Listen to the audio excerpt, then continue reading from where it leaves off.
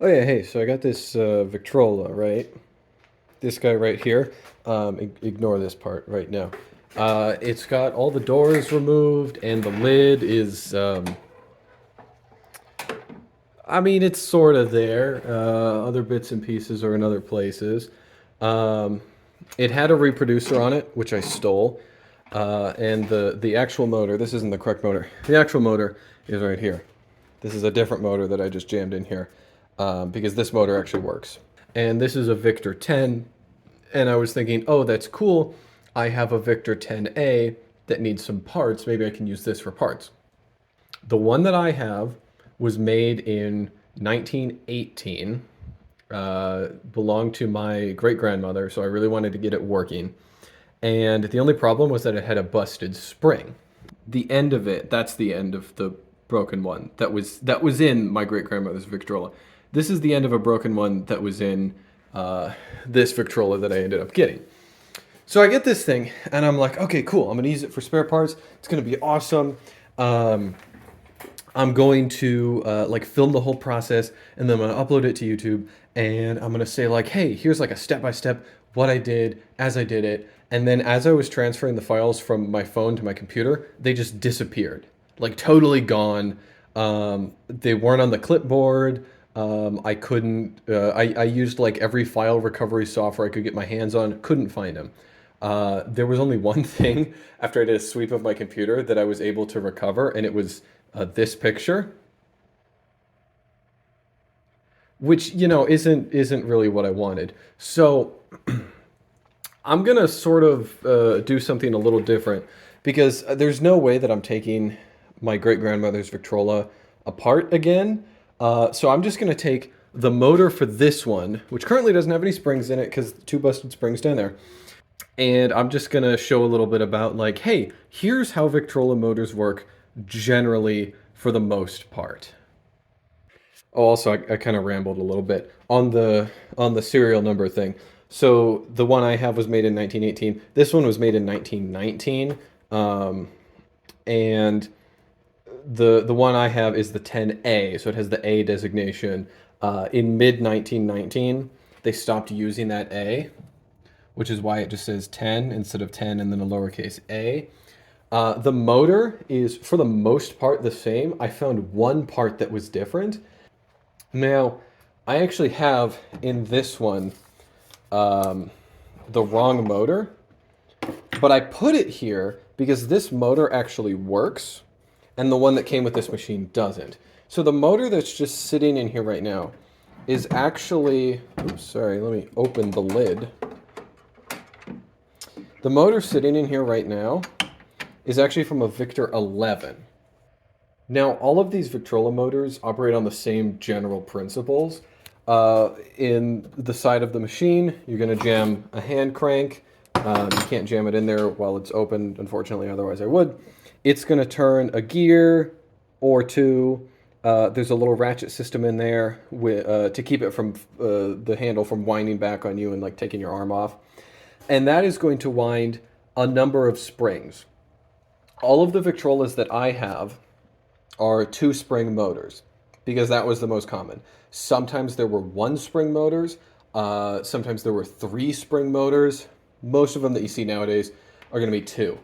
So this guy actually has two canisters or two barrels, and each one has a spring in it. Other motors, like the Victor 10, one barrel that the two springs sit inside.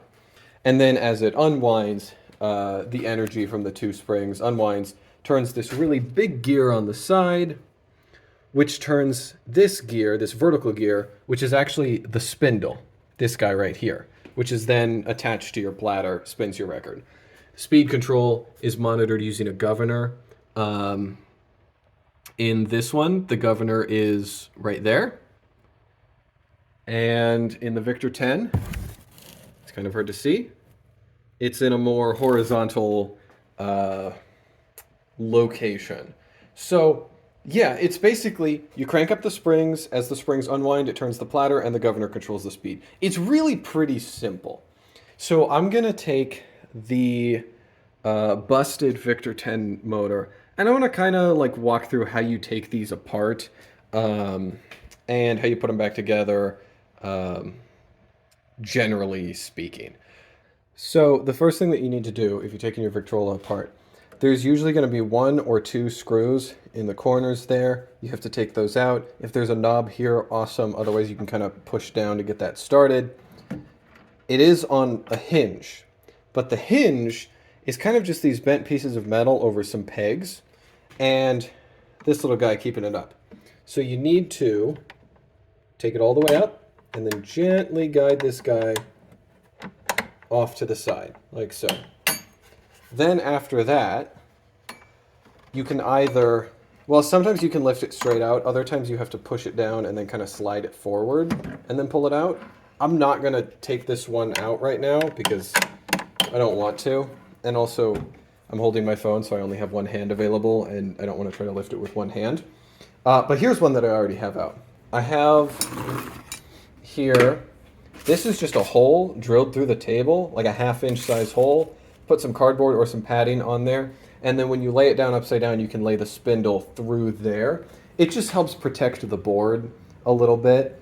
Now with this one, the spindle is actually stuck to the platter, so I'm not gonna use this. I'm just gonna put this piece of foam underneath of it because of that. Now if I was working on one without the platter, where the spindle comes out significantly farther, I would definitely do this, and I would probably put some more padding on either side to protect the speed control. But for this one, just a piece of foam will do fine. Because this is a parts motor, it's partially disassembled already. Like this piece belongs in this barrel, I'll explain that in a minute. And the needle for the speed control is currently off because I put it back together in the wrong order. But that's not super important. With this, we're going to talk about the general, how do you take it apart, how do you clean it. I cleaned this one yesterday, all the footage is gone. Otherwise, I would show you, like, me hands into a bucket of paint thinner with all of these mechanical components. Like, this didn't look that shiny yesterday morning. But whatever. So, the first thing that you need to do is make sure that the springs don't have any tension left in them. This is what one of the springs look like, okay? Big spinny boy. Now that all seems fine. And you might even be thinking, oh, what's the big deal? Well, the big deal is that 17-foot long clock spring, 2 of them are jammed into a container with a 3-inch diameter. You kind of don't want all of that pressure to come out and hit you, to hit these gears, to just, do anything. So what you need to do is get rid of all tension in the motor, so, or in the springs. So the way that you do this, you need it to spin until all of the pressure is gone. And the way that you tell is you grab the spindle and you pull it out. Sort of see this one's moving. And notice when I pull it out, it stays out. When I push it in, it stays in. Now, if I pull it out and it pops back in, that means there's still tension in the springs. You need that spindle gear to be completely loose. And that's how you know that there's no tension in there. Now that you've got that done, we can begin actually disassembling the thing.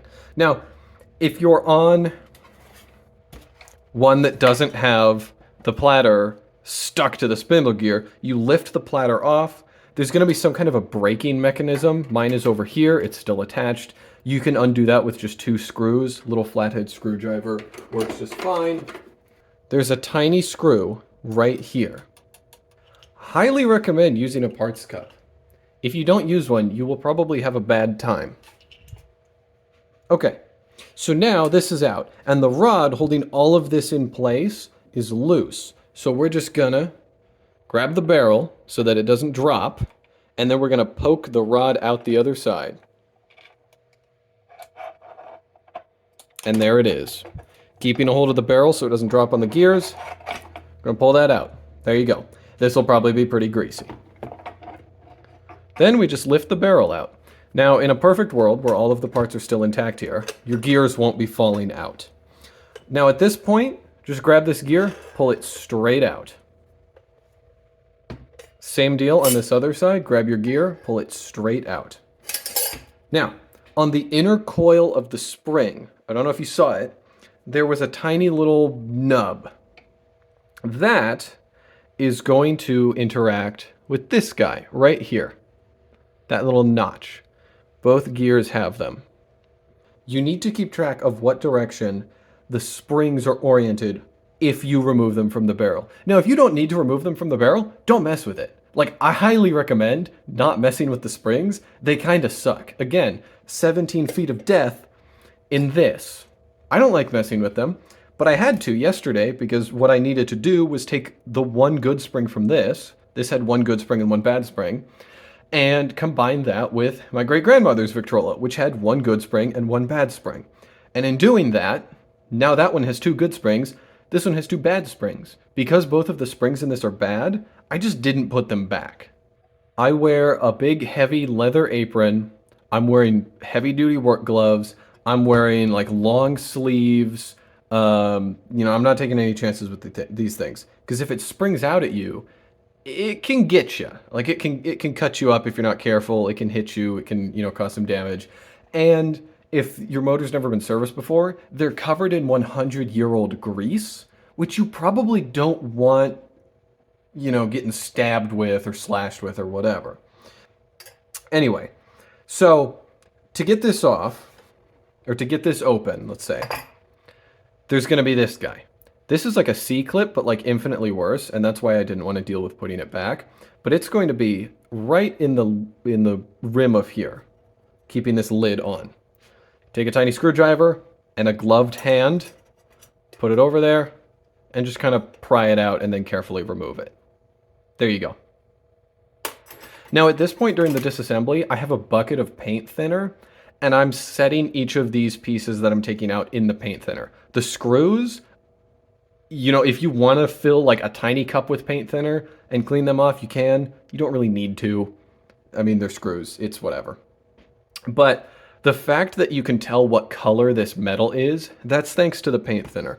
When I pulled these out, there's even some grease here because I didn't do a stellar job of cleaning it. Because again, parts machine.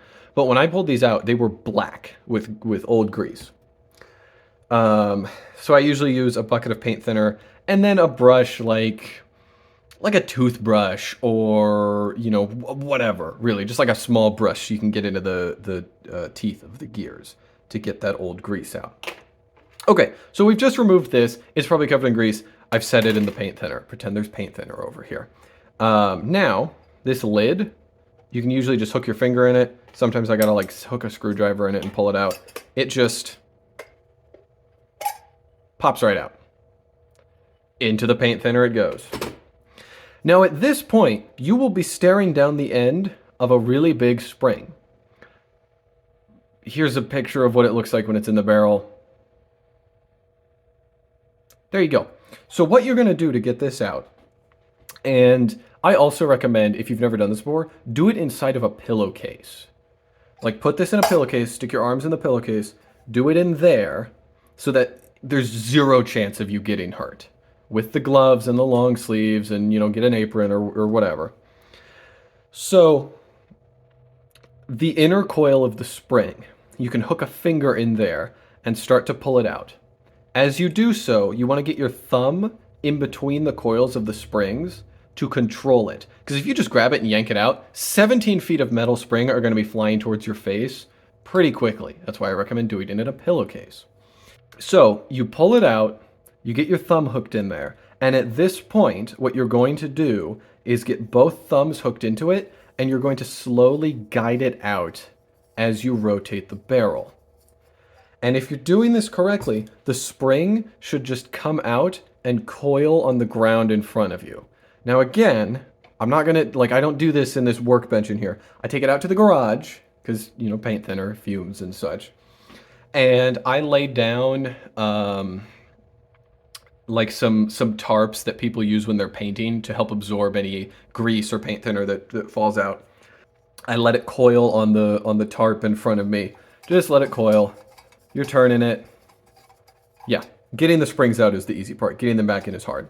When you get to the end of the spring, it's held in with this little rivet here.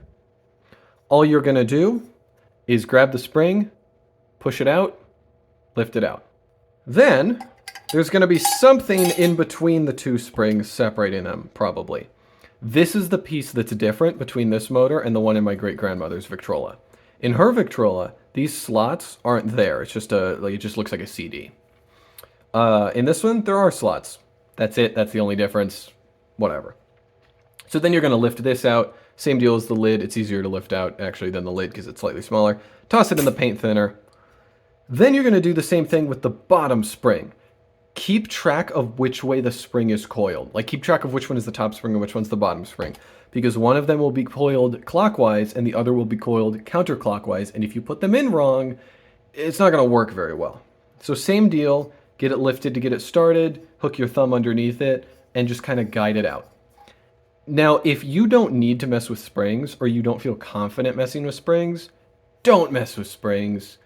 There are places that will do this kind of work.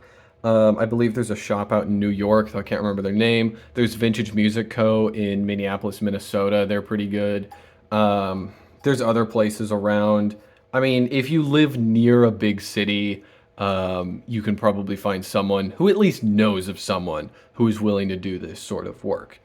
And if you're in Iowa, hit me up. I'll do it for you. Anyway, so yeah, that's that. So you get the springs out, this guy, into the paint thinner.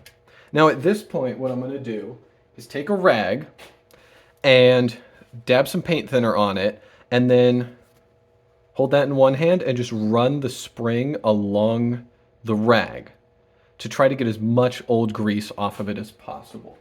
Okay, speaking of grease, and I'm going to talk about this again when we're putting the springs back in the barrel. For grease, I usually use just some automotive grease that has lithium or graphite in it. That usually works just fine. I forgot about this guy. Right there. This guy just slides right off. Keep track of which way it's oriented because that does matter. If it's the other way, it won't ratchet quite right. But it's just, there's nothing holding that on except for the tension of the barrel. Same deal, toss it in the paint thinner. Right here is our governor. This controls our speed. It interacts with a gear that is attached to the spindle. So, it's held in with two set screws. We're going to take both of those out, drop them in our little parts cup. We can kind of just push on one end to move it, and then pull it the other way until it comes loose. And there's our governor. It's a gear with some counterweights. It flexes a little bit. So you do want it to be able to do that. I usually just drop this whole thing in the paint thinner. There's no reason to mess with taking the counterweights off unless they're really screwed up. The little leaves holding this guy on are a little bent up. So if I was going to use this governor, I might want to do something about that. As it is, I don't care. It's fine. Into the paint thinner it goes. Now, these little guys holding it in, we're going to take those out, and the side that faces inward we're going to hold up because inside there is a tiny ball bearing.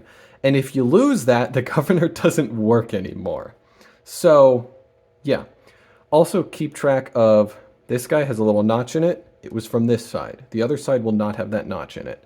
It just makes it easier to adjust the governor. The set screw slides into there, so you only need to adjust the one side, which is kind of nice. Pull that guy out, same deal. There's a ball bearing in it, so be careful.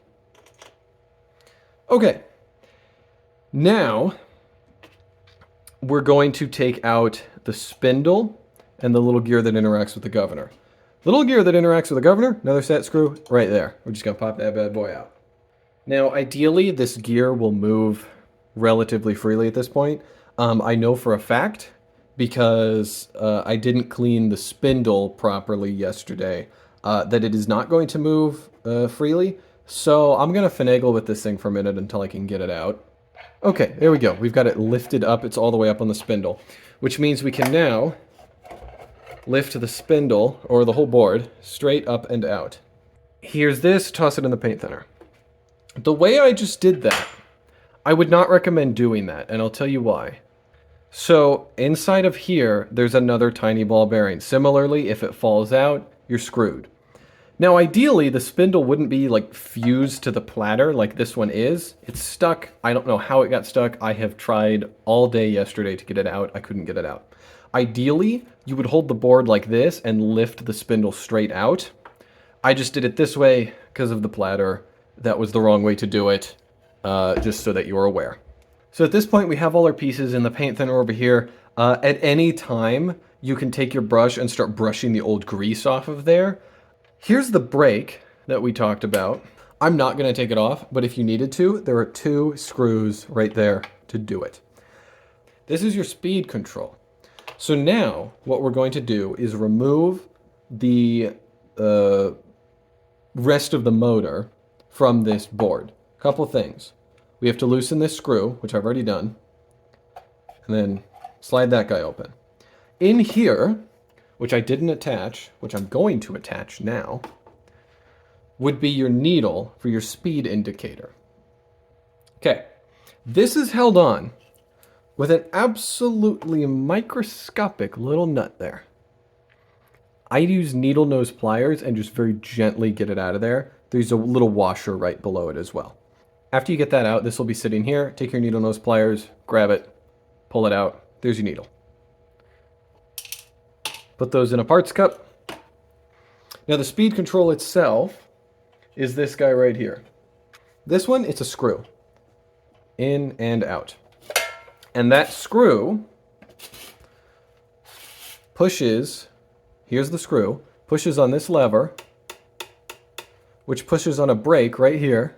You see it moving. And that brake pushes on the wheel of the governor, slowing the governor down, slowing the spindle down. That's how it works. So all we're going to do is unscrew this all the way.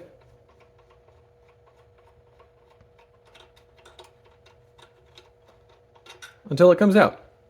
There are 3 screws, 2 nuts each, holding this piece on. I'm not going to do this right now, but at this point you would remove this, take this whole piece, put it in the paint thinner with this side down, okay? Down that way, like this, so that you don't lose that ball bearing. Then you can take your toothbrush, brush it out. There you go. At this point, you've got basically everything cleaned. Now we got to put it back together. Put this guy back on. Screws, nuts, there's a little cloth washer in between. There you go. This guy's back on. Cool, we did it. Good job, everybody. We're gonna put our speed control back in. Same deal, it's a screw. Just do it in reverse. Most of this is just doing things in reverse. Now we're gonna put the needle indicator for the speed control back on.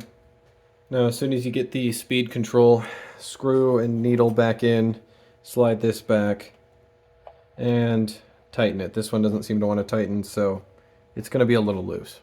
Parts machine, whatever. Okay, now going to put the spindle back in.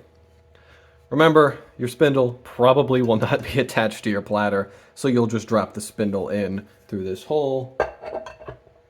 Okay, now we're going to put the governor back in. This guy right here.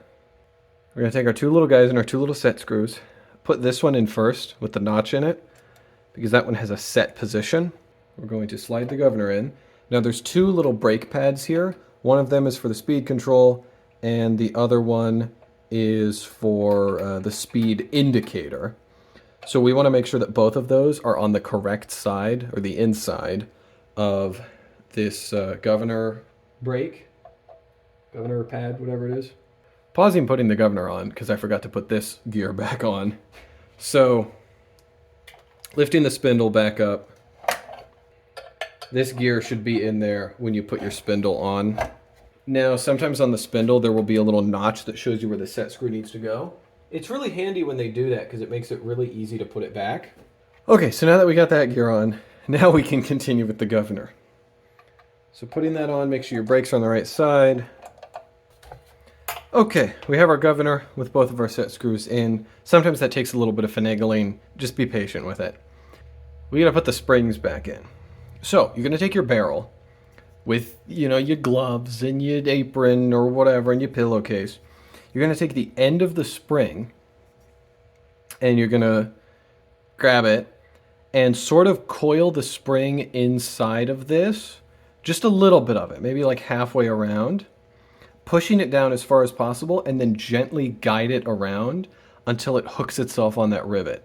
It'll probably take a few tries, but you really can't reassemble this thing unless the spring is hooked in there. Like, it won't work properly unless that's the case. So be patient with it. The first spring is the hardest because it's deeper in here. After that, you do, the guiding out with the thumb. You do that in reverse. You guide it in with your thumbs, bit by bit, until the last little coil, the one that looks loosest when the full spring is in the canister, that will just snap into place, and then you have to make sure the whole thing is pushed all the way down. Then you take your grease. Again, I just go to the auto store, I get some grease with some lithium or graphite in it, and you just put a bunch in there. And then you kind of smoosh the spring around back and forth to make sure that it's not sticking, because you don't want it to stick. You want the coils of the spring to push together and then pull apart easily, not sticking. Then you take your plate and drop it in between, right on top of that first spring. At this point, you do the same thing with the second spring.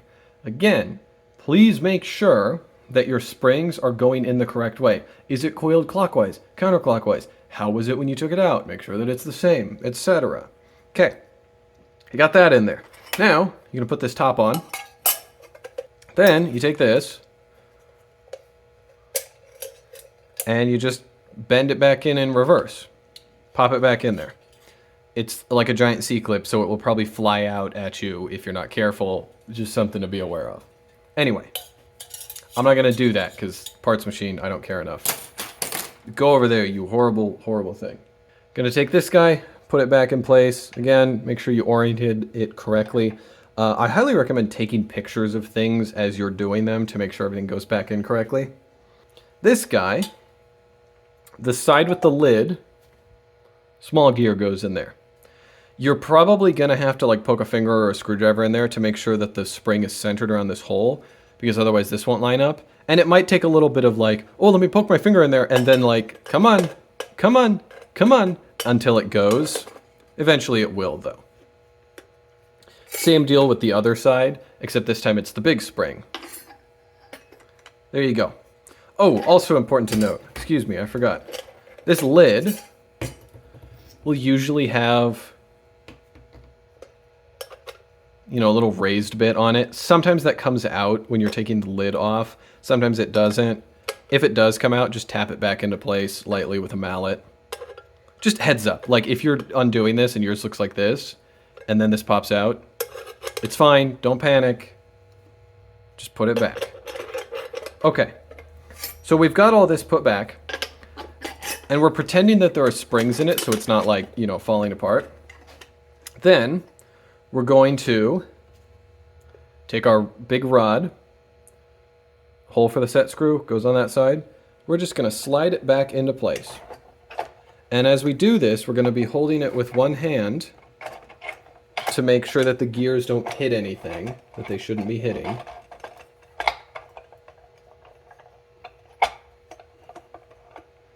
Until he comes out the other side. Line up the holes. Pop your screw back in.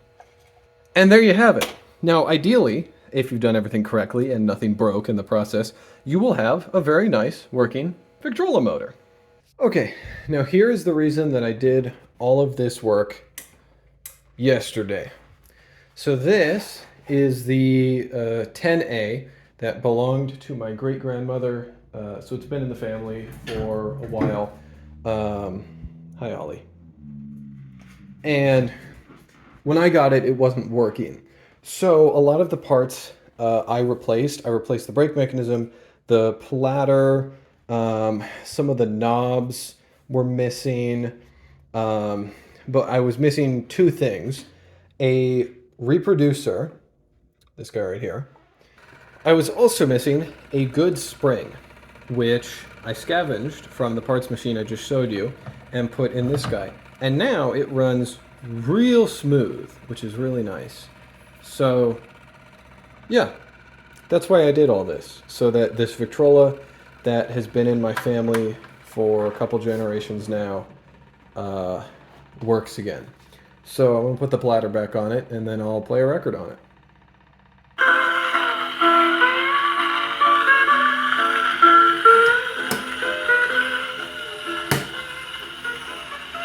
So playing right now on my great-grandmother's Victrola is a record that likely belonged to my grandmother before she was married.